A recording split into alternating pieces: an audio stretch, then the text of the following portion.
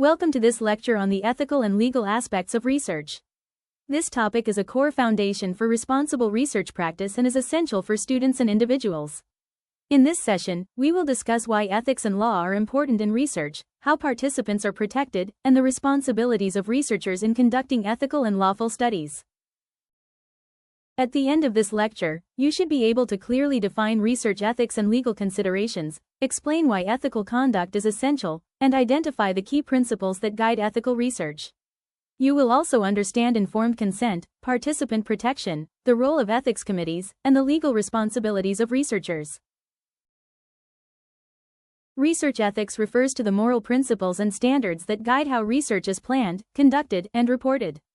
These principles exist to protect research participants, ensure fairness, and maintain integrity in scientific inquiry. Ethical research is not only about following rules, but about respecting human dignity and responsibility. Ethics are important because research often involves human participants who may be vulnerable to harm or exploitation. Ethical research protects their rights, safety, and well-being. It also builds public trust in research findings and preserves the credibility of researchers, institutions, and the scientific community. The development of research ethics was largely influenced by past unethical research practices where participants were harmed, deceived, or exploited. These incidents highlighted the need for strict ethical standards, leading to the creation of ethical codes, regulations, and review boards to protect participants. Ethical research is guided by several core principles.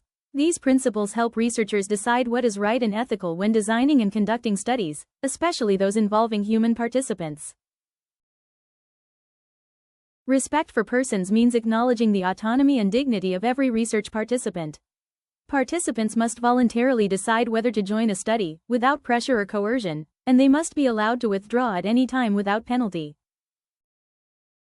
Beneficence requires researchers to maximize possible benefits of the study, while non-maleficence emphasizes the responsibility to avoid or minimize harm. Researchers must carefully weigh potential risks against expected benefits before conducting any research. Justice in research means fairness. No group should bear more risks or be unfairly excluded from benefits. Vulnerable populations must not be selected simply because they are easily accessible or powerless. Fidelity and integrity require researchers to be honest and transparent throughout the research process. Data must never be fabricated or altered, and sources must always be properly acknowledged to maintain academic and professional credibility. Informed consent is a fundamental ethical requirement in research. Participants must be fully informed about the study before agreeing to participate.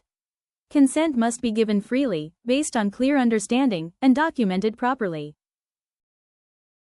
Protecting participants goes beyond informed consent. Researchers must safeguard personal information, ensure confidentiality, and protect participants from physical, emotional, or psychological harm throughout the study. Vulnerable populations require additional ethical protection because they may have limited capacity to give consent or may be at higher risk of harm. Special safeguards must be in place when involving these groups in research. Ethics review committees, such as ERBs or RECs, are responsible for evaluating research proposals before they are conducted. Their role is to ensure that studies meet ethical standards and that participants are adequately protected. Legal aspects of research refer to laws and regulations that govern how research should be conducted. These laws protect participants, researchers, institutions, and the integrity of research outputs. Researchers are legally accountable for their actions. Failure to follow approved protocols or legal requirements may result in sanctions, loss of funding, or legal consequences. Research misconduct includes fabrication of data, falsification of results, and plagiarism. These actions violate both ethical principles and legal standards and seriously damage scientific credibility. Violating ethical or legal standards can have serious consequences, including termination of the study, legal penalties, loss of professional credibility, and harm to participants and institutions. For professional practice, always remember that ethical and legal compliance is not optional. Ethical research safeguards human dignity, ensures credibility, and upholds the integrity of the research profession.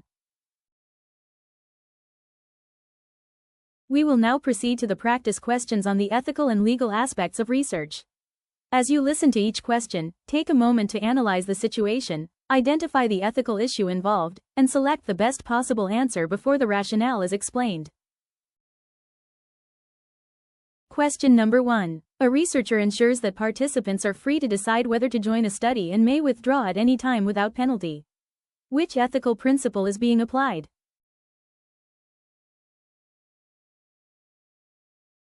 The correct answer is respect for persons. This ethical principle emphasizes autonomy and voluntary participation. When participants are allowed to freely decide whether to join or withdraw from a study without penalty, the researcher is clearly applying respect for persons.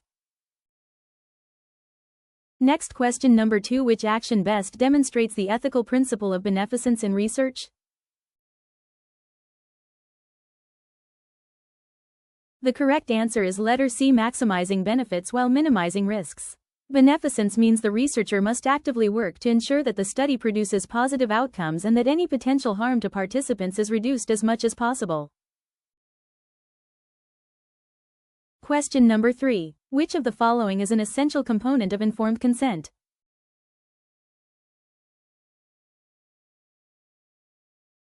Correct answer. C, explanation of risks, benefits, and procedures. Informed consent ensures that participants fully understand what the research involves so they can make a knowledgeable and voluntary decision about participation. Next, question number 4. Which group generally requires additional ethical safeguards when involved in research? Correct answer. C, vulnerable populations. These groups need extra ethical safeguards because they may be more susceptible to coercion, exploitation, or harm during the research process. Finally, question number 5. Fabricating or altering research data is classified as which type of violation? Correct answer. B, research misconduct. Fabricating or altering data is a serious violation of ethical and legal standards and can result in professional, academic, and legal consequences. That brings us to the end of our discussion on the ethical and legal aspects of research. Remember, ethical research is about respect, honesty, and responsibility. Following ethical principles and legal guidelines protects participants and strengthens the credibility of your study. Thank you for learning with me today. If this lesson was helpful, please like, share, and subscribe to NurseNextStation, nurturing future nurses, one quiz at a time. See you in our next lesson.